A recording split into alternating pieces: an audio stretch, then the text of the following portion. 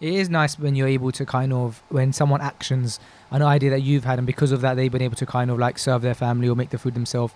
Yeah, so nice, bro. So nice. But you've been doing the podcast stuff anyway at home right now. You've had to just set up and go. So it's the same thing. We're both doing our own kind of environments, but you have to, bro. You know what I mean? Like, and we're not the type of people that sit still anyway. Right now, we would probably lost our brains if we started sat at home. Oh no, I feel like I've been more busier while I've been working at home. Yeah. I mean, it's a good thing though, because you know, you might say too busy, but then again, if you weren't doing anything, you'll find a balance. But if you weren't doing anything, you'd also feel like, oh man, I need to do something. And then we know we can be irritable when we're like that. I was speaking to my teacher about this. I was saying that I have this weird ability to pack out every minute of my day, like regardless of the scenario. This was first when the lockdown happened, and he was saying that like you have a lot more time to memorize Quran and all this kind of stuff. And I said to him, it's weird because I have this like there's ability to just like make myself more busy. I've just decided to do daily episodes and stuff. So it's true, but I don't like the idea of like free time. I hate it. Like I don't like not being busy. I don't know why, man. I think because there's so much to do in your head. That too. And bro, the other thing is you're passionate, you're excited. Like you have ideas. You know, you want to do things. And again, it's a unique time for you right now with Ramadan coming up. Your audience.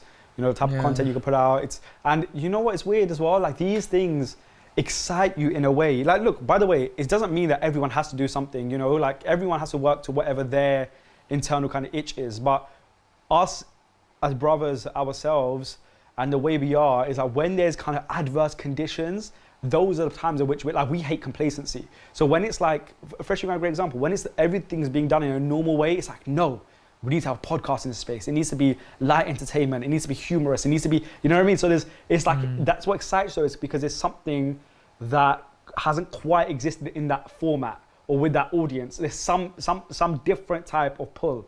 And then when you add on to it, the fact that we're in this, you know, time right now, I'm really trying not to use the word unprecedented because like everyone uses it right now.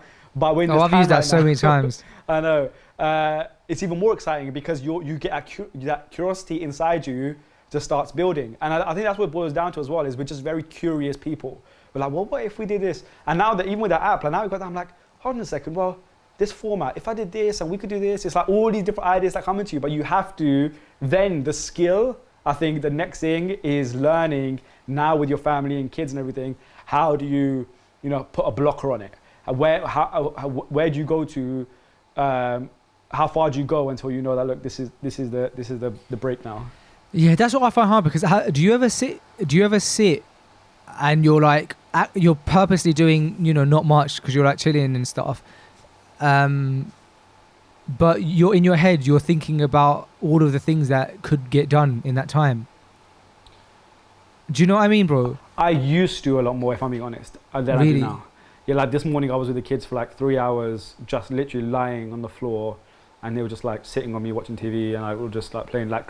But that took me only maybe into the last 6-7 months to be able to like figure out how to do that. But otherwise, I would even have my laptop upstairs in the living room on the shelf, and then whenever they're playing, I'd like run across. But oh no, I wouldn't do that. Yeah, I would do stuff like that because I'd always think like I can be getting something done, or I'd be on my phone trying like get something, or at least research something. But that's me. Yeah, but I prefer because now they notice it, man. Like now, Sienna's nearly 3, Caden's 1 now, so Sienna more so is they know when you're not giving them attention, and because at her age she's developing so fast, every day she's learning something new. On one end, you have to pay attention because you want to pick up on what she's learning. And then secondly, is that it affects her behavior as well. Like if she's not getting attention, she's going to do something to try and get that attention. And we notice, like if my phone rings, like you've been on FaceTime to me, and many times when I'm on calls or something, anything happens, all of a sudden they misbehave.